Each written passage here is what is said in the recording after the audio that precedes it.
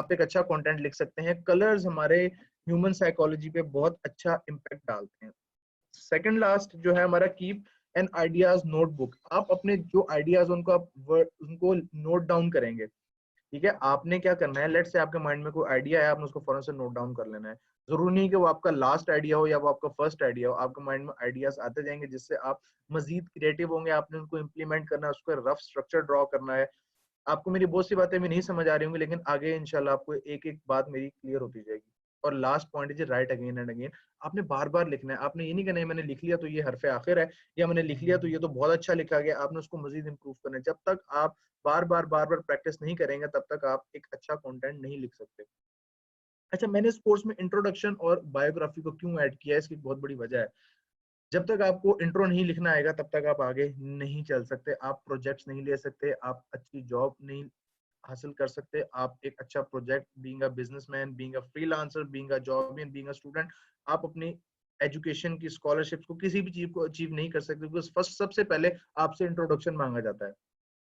अच्छा जी, इस कोर्स के लिए कुछ रिकमेंडेशंस हैं, उसको मैं गो थ्रू करवा देता हूँ। आपने वोकेबलरी ज्यादा से ज्यादा रीड करनी है, गूगल पे बहुत ज्यादा वोकेबलरी हमारे पास पड़ी हुई है। आपने इंग्लिश वर्ड्स मीनिंग करने हैं, आपने उर्दू के वर्ड्स मीनिंग नहीं करने। हाँ, अगर आपको कुछ ना समझ आ रहा तो आप उर्दू में उसका मीनिंग देके उसको इंग्लिश में पढ़ेंगे। उससे क्या होगा कि जब आप लिखेंगे ना तो आपके माइंड में एक पूल जनरेट हो चुका होगा, तो आपके माइंड में ऑटोमेटिकली वर्ड्स के मीनिंग, उनके सिनोनिम्स, जो चीजें आपके माइंड में ऑटोमेटिकली आती जाएंगी। ये एक ऑन गोइंग प्रोसेस है, ये आप रातों रात नहीं सीख सकते। इस बात को आपने नोट कर लेना है कि रातों रात नहीं हो सकता, एक ऑनगोइंग प्रोसेस है। आप उसको बार बार इंप्लीमेंट करेंगे तो आप एक अच्छे कंटेंट की तरफ ऑटोमेटिकली जाना स्टार्ट हो जाएंगे। फिर आप खुद नहीं जाएंगे, आप ऑटोमेटिकली जाना स्टार्ट हो जाएंगे जब आप इन चीजों को इंप्लीमेंट करना शुरू करेंगे। नेक्स्ट में जी, रीड इंग्लिश पेपर्स। रीडिंग के लिए जी आपने इंग्लिश पेपर्स को रीड करना है। अपने कंटेंट को अगर आप इंप्रूव करना चाहते हैं, अगर आप न्यूज़पेपर पढ़ते हैं तो वेरी गुड, उर्दू पढ़ते हैं तो इंग्लिश पढ़ें, और अगर नहीं पढ़ते तो पढ़ना शुरू कर दें। कुछ भी पढ़ें, इंग्लिश में पढ़ें, अच्छी बुक्स पढ़ें, अच्छा कंटेंट पढ़ें। थर्ड पॉइंट हमारे पास, जो कि मैंने एक रिकमेंडेशन आपको दी है इसके अंदर मजीद, जो कि मुझे मेरे टीचर्स ने दी थी, डॉन न्यूज़पेपर के articles. Dawn newspaper article, Dawn newspaper एक इंग्लिश न्यूज़पेपर है, उसके अंदर आर्टिकल्स आते हैं जिसमें ओपिनियंस आती हैं, डिफरेंट राइटर्स के आर्टिकल्स होते हैं। आपको न्यूज़पेपर परचेज करने की जरूरत नहीं है, आप ऑनलाइन इसकी ऐप है, ई पेपर देख सकते हैं आप इनकी वेबसाइट से, वहां से जाके आप वो आर्टिकल्स पढ़ें। आपको पूरा न्यूज़पेपर रीड करने की जरूरत नहीं है। उससे होगा क्या, जब आप उसके मीनिंग्स देखेंगे ना, वर्ड्स देखेंगे जो कि आपको समझ ही नहीं आ रहे होंगे, आपके ऊपर से गुजर जाएंगे। शुरू में तो आप पढ़ेंगे, एक हफ्ता आपके ऊपर से गुजर जाएगा, लेकिन अगले हफ्ते जब आप उसको दोबारा पढ़ेंगे ना तो वो आपको 30 to 40% समझ आएगा। फिर आहिस्ता आहिस्ता 1.5 से 2 महीने में आपको उस पूरे आर्टिकल का कॉन्सेप्ट, उसकी ट्रांसलेशन, हर चीज आपको के माइंड में क्लियर होगी। फोर्थ है जी, read at least 100 words a day. Research कहती है कि अगर एक बंदा दिन के 100 वर्ड्स पढ़ता है तो उसकी वोकेबलरी ऑटोमेटिकली इंप्रूव होना स्टार्ट हो जाती है। ज्यादा भी पढ़ें, कम भी पढ़ें, लेकिन 100 एक आइडियल कैलकुलेशन है। आप आर्टिकल्स तो पढ़ रहे हैं, लेकिन आपने एटलीस्ट दिन के 100 वर्ड्स पढ़ने हैं, वर्ड मीनिंग। मैं आपसे कहता हूँ 100 भी ना पढ़ें, आप इनिशियल, अगर आपको मुश्किल होती है, आप दिन के सिर्फ 15 से 20 नए लफ्ज सीख लें। आप यूट्यूब ओपन कर लें, गूगल ओपन कर लें, नए 10 से 15 वर्ड्स उनको लिखें, उनकी मीनिंग लिख लें इंग्लिश में और उर्दू में। बिलीव मी, आपकी वोकेबलरी ऑटोमेटिकली इंप्रूव होना स्टार्ट हो जाएगी। और लास्ट पॉइंट है जी, मैंने एक बुक आप लोगों को रिकमेंड की है, रिच डैड पुअर डैड। ये एक बहुत ही खूबसूरत किताब है वोकेबलरी पॉइंट ऑफ व्यू से, और आप लोगों की मोटिवेशन के लिए। आप लोगों को पता चलेगा कि कमाना किस तरह है, और किस तरह डिफरेंट तरीके से कमाना है, और किस तरह अपनी राइटिंग स्किल्स की, बेसिकली राइटिंग स्किल्स की बुक नहीं, ये बुक लिखी इतनी खूबसूरत तरीके से गई हुई है कि आप ऑटोमेटिकली मोटिवेट होंगे काम को करने के लिए। इसलिए मैंने आप लोगों को बुक रिकमेंड की है। आप इसका डेली का एक सफा पढ़ लें, दो पढ़ लें, इससे आपके 100 वर्ड्स भी कंप्लीट हो जाएंगे, आपकी इंग्लिश रीडिंग पैराग्राफ भी कंप्लीट हो जाएगी, और आपकी वोकेबलरी भी काफी हद तक कवर होगी। तो ये एक किताब जो है आपके 3 मसले तो हल कर देगी।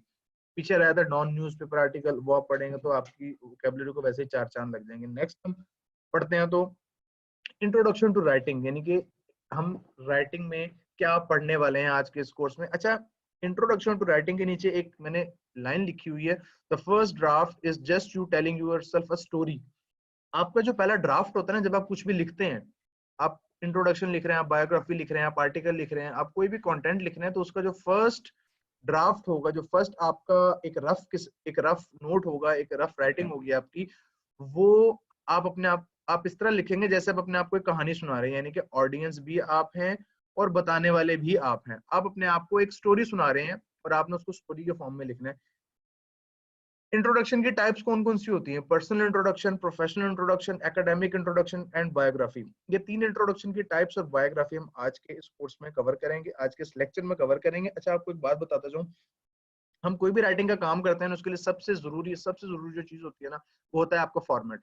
जब तक आपको फॉर्मेट नहीं आएगा, आपको प्रोसीजर नहीं आएगा, तब तक आप उसको इम्प्लीमेंट नहीं करेंगे। काम करने के एक यूनिवर्सल रूल है कि सबसे पहले आप थिंक करते हैं, फिर उसका प्रोसीजर बनाते हैं, उसके बाद में उसको इम्प्लीमेंट करते हैं, इम्प्लीमेंटेशन के बाद उसका एनालिसिस करते हैं। सबसे पहले आप क्या करेंगे? आप थिंक करेंगे। थिंक में मैंने आपको रिकमेंडेशन और उससे पहले कुछ टिप्स में बताया कि राइट अगेन एंड अगेन, लिखें, बार बार लिखें, बार बार लिखें। उसके बाद आप उसको जो है एक प्रोसीजर उसका फॉलो करेंगे। प्रोसीजर में हम अगर हम अपने कोर्स की बात करें तो उसमें हम फॉर्मेट्स को कवर करेंगे कि फॉर्मेट क्या है, हेडिंग्स क्या है। जैसे अक्सर आप एग्जाम्स में देखते हैं कि हमें अगर फॉर्मेट पता चल जाए ना, हम कहते हैं जी हमें हेडिंग्स बता दो, लिख हम खुद लेंगे। तो जब आप एक अपनी स्किल्स को बेहतर करेंगे, प्रैक्टिस करेंगे, तो आपको सिर्फ फॉर्मेट पता होना चाहिए। फिर आपको कोई भी टॉपिक दे दिया जाए, आप फौरन से उस पर एक अच्छा कंटेंट तैयार कर लेंगे।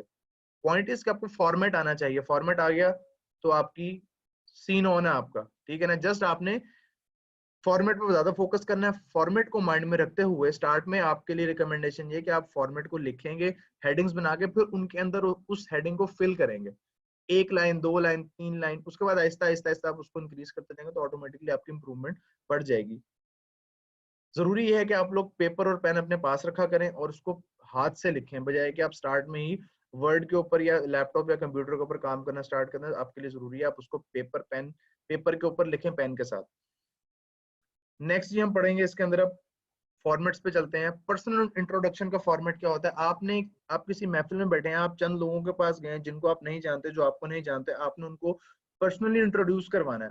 उसके कुछ असूल होते हैं, कुछ एथिक्स होते हैं। अगर आप उन एथिक्स को फॉलो नहीं करेंगे ना, तो बिलीव करें आप फेल है। आपको तो लगेगा कि मैंने खुद को बड़ा अच्छे से इंट्रोड्यूस करवा दिया, लेकिन आपको तसल्ली नहीं होनी चाहिए जब तक आप अच्छे से इंट्रोड्यूस वाकई में ना करवाएं खुद को। अच्छा, उसमें बड़ी कॉमन सी चीजें हैं। हम पर्सनल और एकेडमिक को थोड़ा जनरल डिस्कस करेंगे और प्रोफेशनल पे ज्यादा फोकस करेंगे।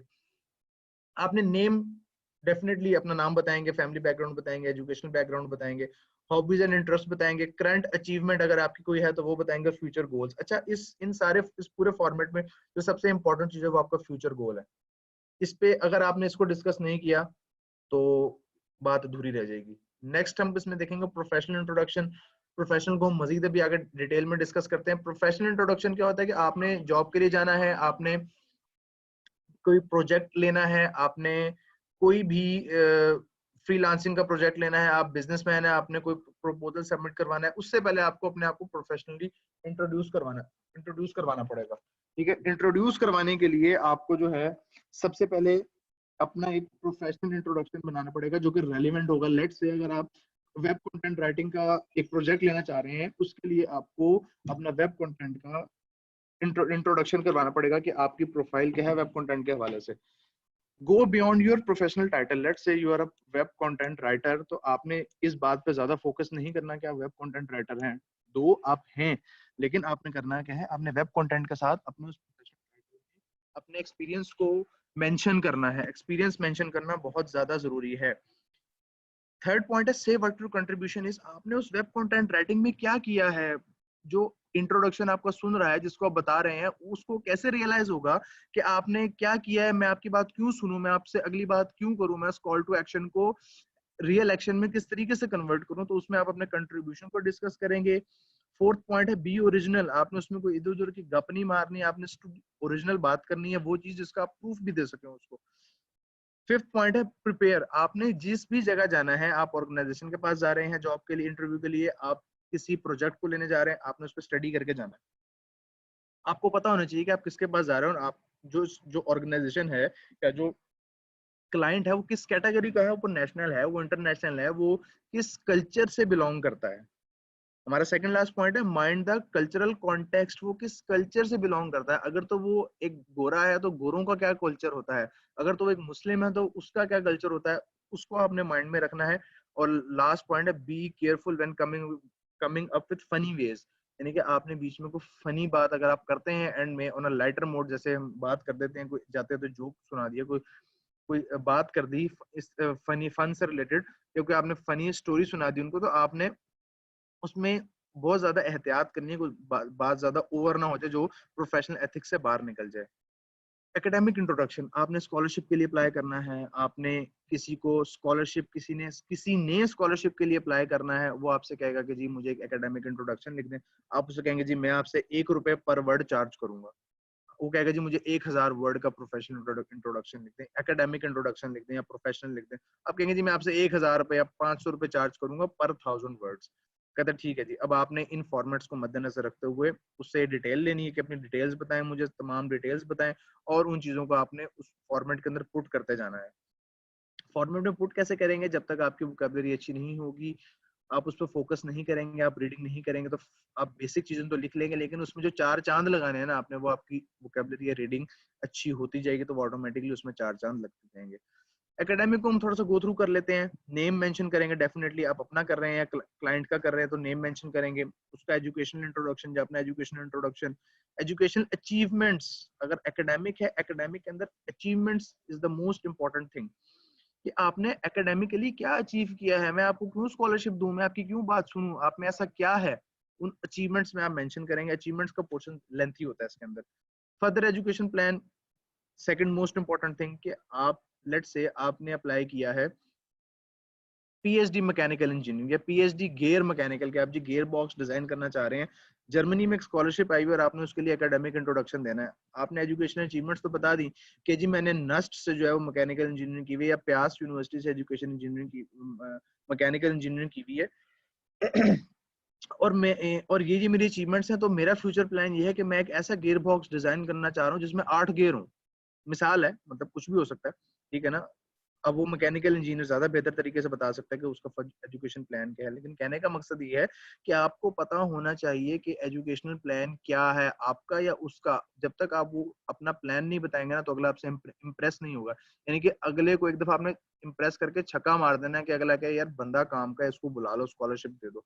ये जो स्कॉलरशिप्स लगती है ना लोगों की, इसमें लक तो होती है, लेकिन लक से ज्यादा जो उनका पेपर वर्क होता है ना, ये बहुत इंपॉर्टेंट होता है। तो इसका भी fiverr.com पे, अपवर्क पे, पीपल पर और freelance.com, बहुत सारी वेबसाइट्स हैं जिन पे एकेडमिक का, राइटिंग का और ये प्रोफेशनल इंट्रोडक्शन का, हर तरह का राइटिंग का और कंटेंट से रिलेटेड काम ऑनलाइन बहुत बहुत काम पड़ा है। इतना काम है कि आप अगर सीख जाते हैं तो आप सारी जिंदगी भी ये काम करते हैं, तो आपके पास पैसे कभी कम नहीं होंगे। इस तरह की ये स्किल है।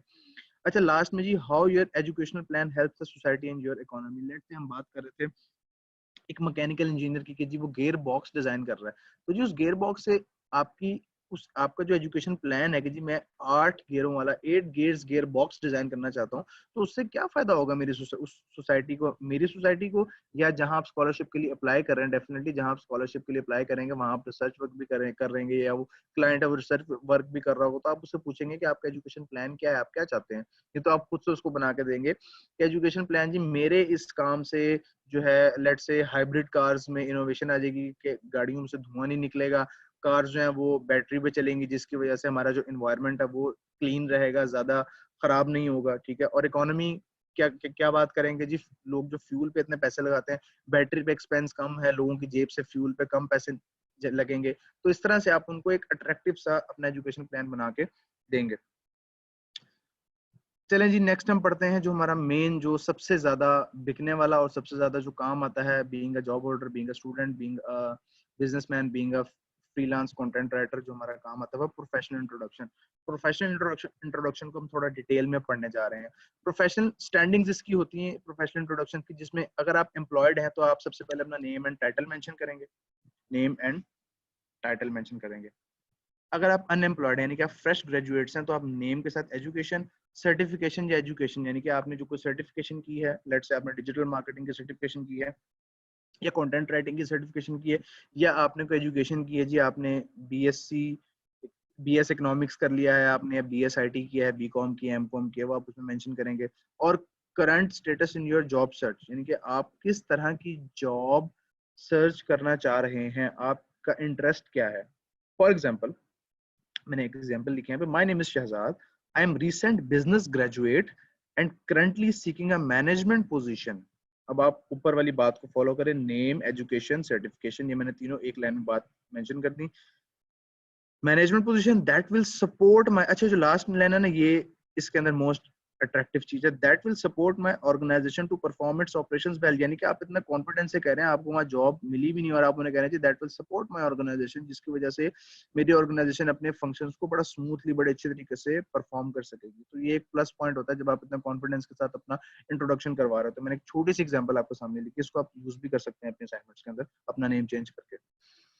अच्छा, नेक्स्ट हम इसमें देखते हैं elaborate your experience and achievement. आपने अपनी जो आपका जो तजुर्बा था, आपने जो अचीवमेंट्स की थी, उनको आपने एलैबोरेट करना है, अच्छे तरीके से एक्सप्लेन करना है।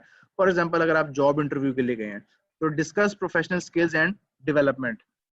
आपने जो भी स्किल सीखी, एक होती है डिग्री बी.कॉम एम.कॉम, या अगर आप एक होती है skill certification like digital marketing, social media marketing, web development, content writing, search engine optimisation, ये सारी स्किल्स हैं जो हम डिजिटल मीडिया के ऊपर परफॉर्म करते हैं। आपने अपनी स्किल्स को डिस्कस करना है और आपने अचीवमेंट्स में बताना है कि जी मुझे इतने साल हो गए हैं काम करते हुए, या अगर आप न्यू हैं तो आप बताएंगे जी मैंने इस काम के अंदर ये फ्रीलांस प्रोजेक्ट किए हैं और मैं अब इस काम आपके ऑर्गेनाइजेशन में जॉब हासिल करना चाह रहा हूँ या जॉब करना चाह रहा हूँ, वो फॉर्मेट के अकॉर्डिंगली आप उसमें मेंशन करेंगे।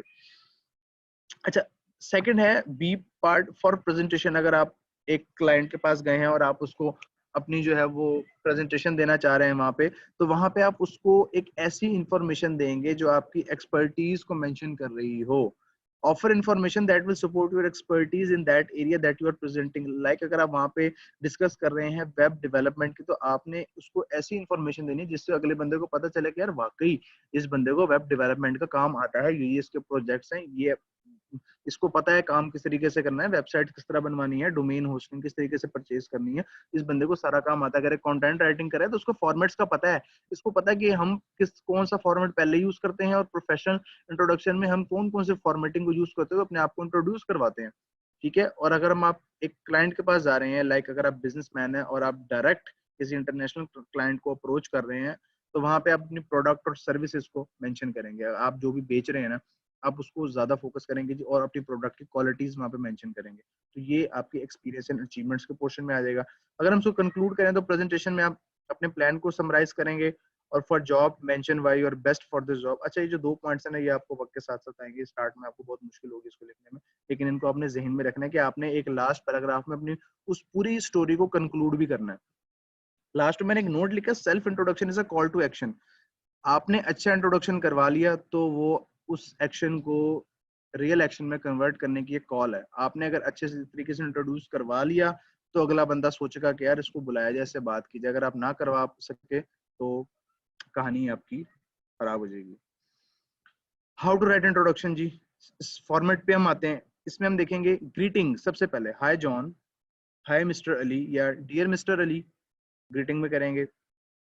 या अगर आप पाकिस्तान में तो आप सलाम करेंगे, उसके बाद मोस्टली हम डियर का वर्ड यूज करते हैं, रिस्पेक्टेड का वर्ड यूज करते हैं।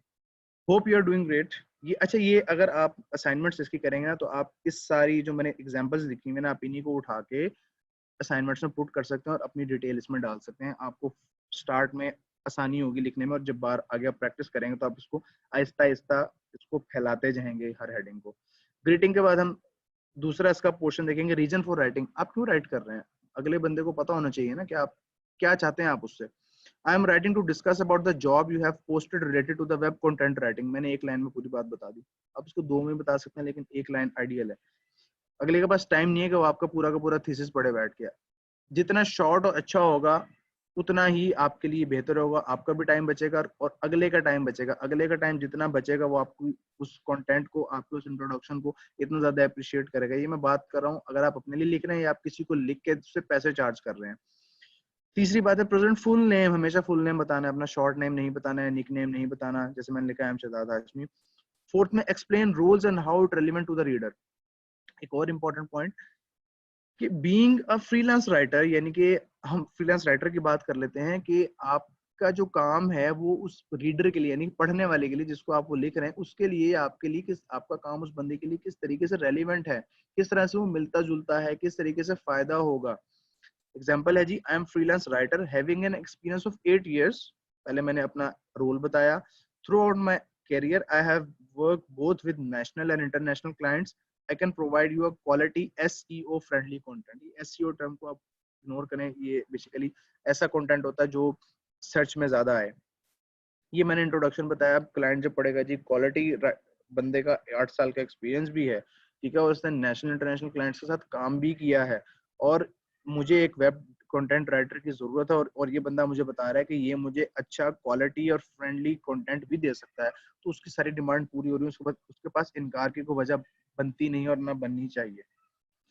उसके बाद provide information that how you both are helpful for each other. Definitely आपको उससे पैसे लेने हैं, आपके लिए वो इस तरह से हेल्पफुल है, और उसको आपसे अच्छा काम चाहिए जिससे वो अच्छे पैसे कमा सके। जरिए बात है, वो किसी वेबसाइट के लिए या किसी online shopping e commerce website के लिए या अपने किसी भी डिजिटल प्लेटफॉर्म के लिए आपसे लिखवा रहा है, तो आप उसको फिर लिखेंगे I saw your advertisement that you are looking for a content writer. सबसे पहले आप उससे कंसर्न शो कीजिए, मुझे पता है कि आपको कंटेंट राइटर की जरूरत है अपनी वेबसाइट के लिए, and I am willing to work with you. आपने उसको एक्सपीरियंस भी बता दिया, उसको ये भी बता दिया कि मैं आपको क्वालिटी और फ्रेंडली कंटेंट भी प्रोवाइड कर सकता हूँ, और मैंने देखा कि जी आपको बंदा चाहिए और मैं विलिंग हूँ। आपने उसकी तमाम शराइत पूरी कर दी। लास्ट में जी कॉमन चीज है contact information. Feel free to reach out या feel free to contact at email और कॉन्टैक्ट। अगर तो ईमेल पोर्टल है जहाँ पे कॉन्टैक्ट अलाउ नहीं है तो वहाँ आप ईमेल लिख देंगे, अगर दोनों अलाउ हो तो दोनों लिख देंगे। ये डिपेंड कर रहा होता है कि आप कहाँ भेज रहे हैं। लेट्स से अगर हम फाइवर या अपवर्क पे बात करें जो ऑनलाइन प्लेटफॉर्म है, या पीपल पर आवर पे बात करें जो ऑनलाइन प्लेटफॉर्म है जहाँ पे इंशाल्लाह आप आगे जाके अपनी प्रोफाइल बना के काम करना शुरू करेंगे, वहां पे कॉन्टैक्ट मोस्टली जो है वो डिस्करेज किया जाता है, ईमेल को इनकरेज किया जाता है।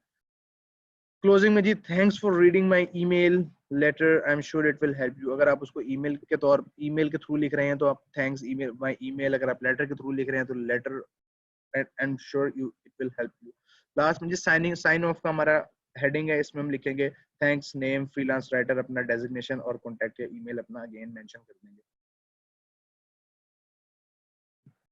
नेक्स्ट में जी हम आज के टॉपिक में कवर करेंगे बायोग्राफी। बायोग्राफी क्या होती है? किसी भी पर्सनैलिटी के बारे में लिखना, उसके चाइल्डहुड से लेके उसके लास्ट टाइम तक, उसकी अचीवमेंट्स, उसकी एजुकेशन, वो क्यों फेमस हुआ, ऐसी क्या वजूहात थी, ऐसा क्या हुआ कि वो बहुत ज्यादा इन हो गया मार्केट में या अपनी रिसर्च बेस पे, उसके बारे में यहाँ पे कंटेंट लिखते हैं। अगर तो वो पर्सन जिंदा है तो आप उससे पहले उसके से इजाजत लेंगे, अगर तो नहीं है तो आप डेफिनेटली आप उसको ऐसे लिख देंगे।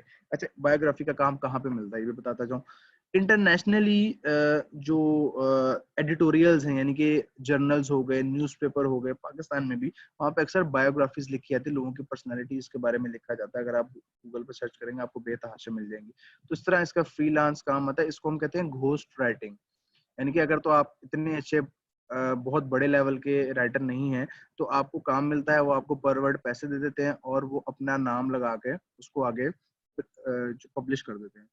आपको पैसे मिल जाते हैं, अगले बंदे का काम हो जाता है। वो इस तरह 10 मुख्तलिफ राइटर से कुछ बायोग्राफीज लिखवा लेते हैं, उनको पैसे दे देते हैं, 1000 वर्ड लिखे या 2000 वर्ड लिखे तो उस हिसाब पर वर्ड जो भी रेट तय होता है अकॉर्डिंगली उनको पैसे दे देते हैं, और अपना उस वो कंटेंट अपने नाम से पब्लिश कर देते हैं। अब बायोग्राफी आपकी किस तरीके से प्रूव होगी? बात वही आ जाती है फॉर्मेट की। फॉर्मेट नहीं आता होगा तो यू आर फेल। बायोग्राफी के लिए सबसे पहले आपने क्या करना है? आपने रिसर्च करनी है। लेट्स से हम बात करते हैं, आप लिखते हैं जी, हम किसी फेमस पर्सनैलिटी की बात कर लेते हैं, आइंस्टाइन। मोस्टली लोग जानते होंगे फिजिक्स के अंदर E is equal to mc square का एक फॉर्मूला होता है, ठीक है। आइंस्टाइन ने वो,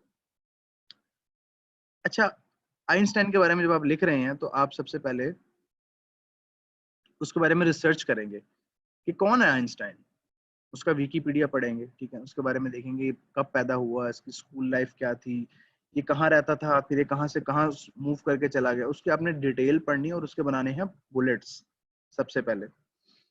उसकी एक टाइमलाइन क्रिएट करनी है। टाइमलाइन में क्या होगा? रिसर्च के बाद जो टाइमलाइन में हम बात करेंगे, जैसे मैंने कहा उसने वो कहाँ पैदा हुआ, ये उसकी टाइमलाइन में आ रहा है, बर्थ, स्कूलिंग, हाई स्कूल, ये सारी चीजें उसके टाइमलाइन में आती जाएंगी और एंड तक उसके अचीवमेंट्स तक।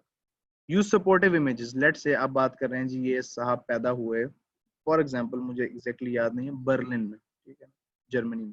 तो आप बर्लिन का एक इमेज उठा के ओल्ड, यानी कि ब्लैक एंड व्हाइट इमेज, क्योंकि आइंस्टाइन बहुत पहले का था, इस कलर्ड एज का नहीं है, ठीक है। तो आप उसको एक ब्लैक एंड व्हाइट इमेज लगा देंगे वहां पे, और फिर वहां से लिखेंगे जी ही वाज बॉर्न। सबसे पहले आइंस्टाइन की एक इमेज आ जाएगा, उसके बाद ही वाज बॉर्न इन फ्ला फ्ला फ्ला, उसकी एक इमेज आ जाएगा। उसके बाद उसकी एजुकेशन, जिस भी स्कूल से जिस भी कॉलेज से उसने एजुकेशन की, जो जो उससे रिलेटेड इमेजेस मिले वो इमेज आप लिखेंगे वर्ड की फाइल में पेज के मिड में, और उसके नीचे उस उसका जो रेलिवेंट पोर्शन है, अगर एजुकेशन है तो एजुकेशन, अगर उसके अचीवमेंट्स है तो अचीवमेंट। अच्छा, इमेज के नीचे आपने कैप्शन में रेफरेंस लाजमी ऐड करना होता है, ना आए तो मुझसे पूछ लीजिएगा। इमेज हम ऐड करते हैं, नॉर्मली डाउनलोड किया, उसको पेस्ट कर दिया पेज के मिड में। अच्छा, मिड में करने के बाद जब उस पर आप राइट क्लिक करेंगे तो वहाँ पे इंसर्ट कैप्शन की ऑप्शन आती है, वहाँ पे आप उस वेबसाइट का लिंक डायरेक्ट डालेंगे, डायरेक्ट लिंक जहाँ से आपने वो पिक्चर उठाई होगी उसको कॉपी पेस्ट कर देंगे, तो वो रेफरेंस मटेरियल, इसको हम कहते हैं रेफरेंस मटेरियल। जब क्लाइंट उस चीज को पढ़ता है तो क्लाइंट डिमांड करता है कि आपने रेफरेंस लिंक भी वहाँ पे मेंशन करने हैं उस मटेरियल के लिए, तो रेफरेंस लिंक मटेरियल के लिए आपने लाजमी मेंशन करने हैं। डेफिनेटली बायोग्राफी आप अपने लिए तो लिखेंगे नहीं, पहले तो आप प्रैक्टिस करेंगे अपने तौर पर, सैंपल्स तैयार करेंगे, फिर ये आप क्लाइंट को लिख के देंगे तो डेफिनेटली क्लाइंट रेफरेंसेस मांगता है। फ्लैशबैक्स होते हैं कि स्कूल अगर उनकी कुछ सेइंग्स, उनके इंटरव्यूज, उन्होंने किसी साइंटिस्ट से अपने इस रेलिवेंट रिसर्च के बारे में क्या कहा, जरी बात है बंदा तो नहीं है, पुरानी बात है, या बंदा बहुत बूढ़ा हो गया, उसने जवानी में कोई रिसर्च की थी तो उसने उसके बारे में क्या कहा, वो आप फ्लैशबैक्स वहां पे लिखेंगे, और एंड पे आप अपनी थॉट्स लिखेंगे उस पर्सनैलिटी के बारे में। बायोग्राफी के हम फॉर्मेट को थोड़ा सा डिस्कस कर लेते हैं जी। टाइटल पेज आप बनाएंगे, मैं भी आपको बायोग्राफी का सैंपल भी दिखाता हूँ। टाइटल पेज बनाएंगे, टेबल ऑफ कंटेंट बनाएंगे, इंट्रोडक्शन, जैसे कि मैंने आपको बताया what and home the paper is about, कि पेपर किसके बारे में है जी, ये एल्बर्ट आइंस्टाइन के बारे में है। अर्ली लाइफ में मैंने आपको बताया बर्थ, स्कूलिंग, बर्थ के हवाले से जो भी इमेज मिलता है, यानी कि कुछ चाइल्डहुड का इमेज मिल गया वो लगा दिया। स्कूल जी, मिसाल के तौर पे जी एबीसी स्कूल था जी जर्मनी में जहाँ से एजुकेशन हासिल की थी, स्कूलिंग, उसका इमेज लगा देंगे, उसके बारे में लिखेंगे। स्कूलिंग एंड बियॉन्ड, स्कूल के बाद कॉलेजेस, यूनिवर्सिटीज, अदर एजुकेशन, वो आप मेंशन करेंगे और उससे रिलेटेड इमेजेस लगाएंगे। बायोग्राफी में इमेजेस का और उसके जो कैप्शंस होते हैं उसका बहुत इंपॉर्टेंट रोल होता है, यानी कि ये आपकी बायोग्राफी को थोड़ा लेंथी भी कर देती है और उसमें चार चांद भी लगा देती है, अट्रैक्शन ज्यादा पैदा हो जाती है। जब उसको प्रिंट किया जाता है ना तो इमेजेस का बहुत अच्छा इम्पैक्ट होता है, क्योंकि हम डिजिटल एज में और डिजिटल एज की बात करें और डिजिटली राइट करेंगे और डिजिटली ही पैसे कमाएंगे, तो उसका एक बहुत अच्छा इम्पैक्ट होता है। जितना अच्छा आप इम्पैक्ट करेंगे, जितना अच्छा प्रेजेंट करेंगे ना उसको, तो उतना ही अच्छा आप उसको अच्छा कमा सकते हैं। क्लाइंट रिटेन होता है इससे, क्लाइंट को पता होता है कि इसको छोटी छोटी चीजों का भी पता है, इस बंदे को, राइटर को छोटी छोटी चीजों का पता है और उसको पता है कि प्रोफेशनली काम किस तरह करना है। जब आप फॉर्मेटिंग सही कर लेते हैं ना, और अगर आपकी ग्रामेटिकल मिस्टेक्स हो या थोड़ा सा आपने कम ज्यादा लिखा हो ना, तो वो गुजारा हो जाता है। वो क्लाइंट कह देता है कि इसको बढ़ा दो, उसको कम कर दो, उसमें ग्रामेटिकल मिस्टेक्स है, लेकिन जब फॉर्मेटिंग ठीक होती है ना तो आधा आधे से ज्यादा काम आपकी फॉर्मेटिंग करती है। ओके जी, फोर्थ पॉइंट है what makes them famous. Einstein ने ऐसा क्या किया कि वो फेमस हो गया, उसके इंपॉर्टेंट इवेंट्स क्या थे उसकी लाइफ के, वो किससे इंस्पायर था, उसकी लाइफ में किस तरह से चेंज आया, उसने ऐसा क्या चीज इजाद किया जिसकी वजह से उसकी लाइफ में चेंज आ गया, उसने ऐसा क्या किया। वो इवेंट्स, इन 3 पॉइंट्स को आप लिखेंगे और बारी बारी इस पे रिसर्च करके दो दो तीन तीन 2 से 3 4 लाइंस इस एक एक उसके ऊपर लिखेंगे आप। लास्ट में जी करियर हाईलाइट, उसका पूरा करियर में जो करियर पॉइंट ऑफ व्यू से जो उसके इंपॉर्टेंट इवेंट्स थे, यानी कि अगर उसने एक रिसर्च की E is equal to MC square, तो उस रिसर्च को लेते हुए इसके इंपॉर्टेंट इवेंट्स क्या थे, वो कहाँ कहाँ गया, उसने उससे किस किस लोगों से डिस्कस किया, किन किन साइंटिस्ट से डिस्कस किया, वो मेन चीजें आप 5 से 6 लाइंस में इसको कवर करेंगे। And where are they now, अब वो कहाँ है, जिंदा है या वो किसी बहुत अच्छे मकाम पे बैठे हुए हैं।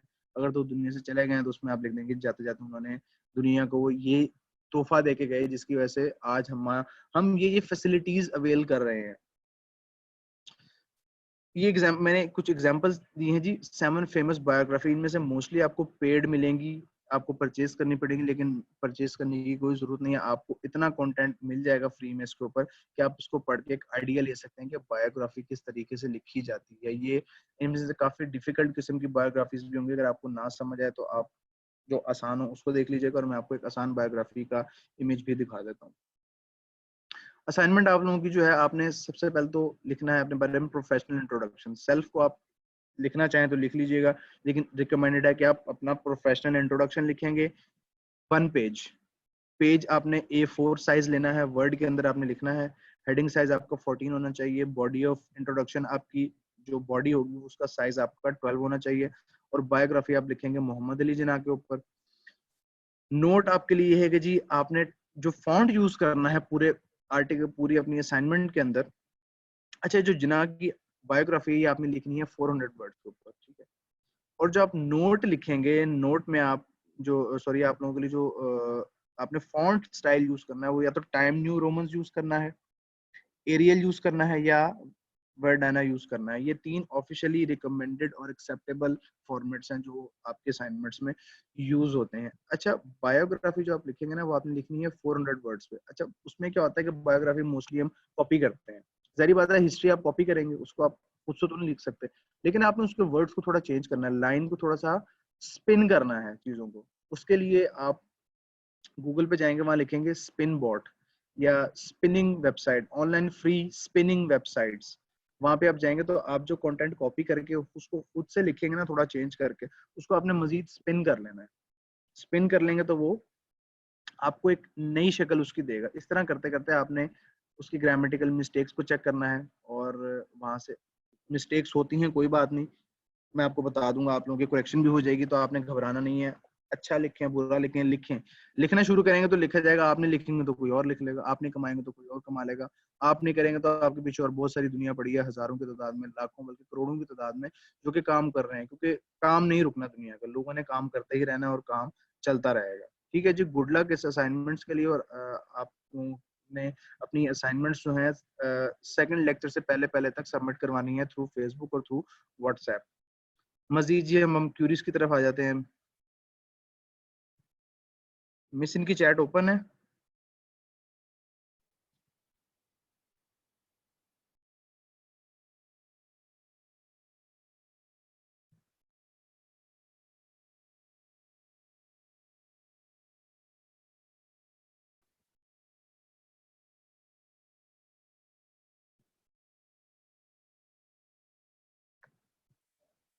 नेक्स्ट लेक्चर जी आपको फॉर्मेट का स्केड्यूल मिल जाएगा।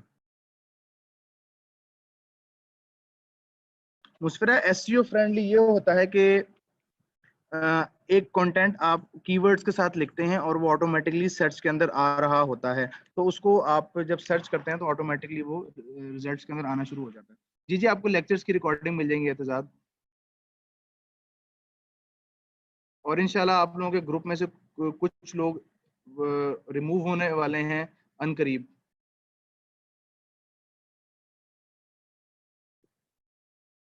मजीद को क्यूरी है तो आप लोग पूछें प्लीज, मैं वेट कर रहा हूँ।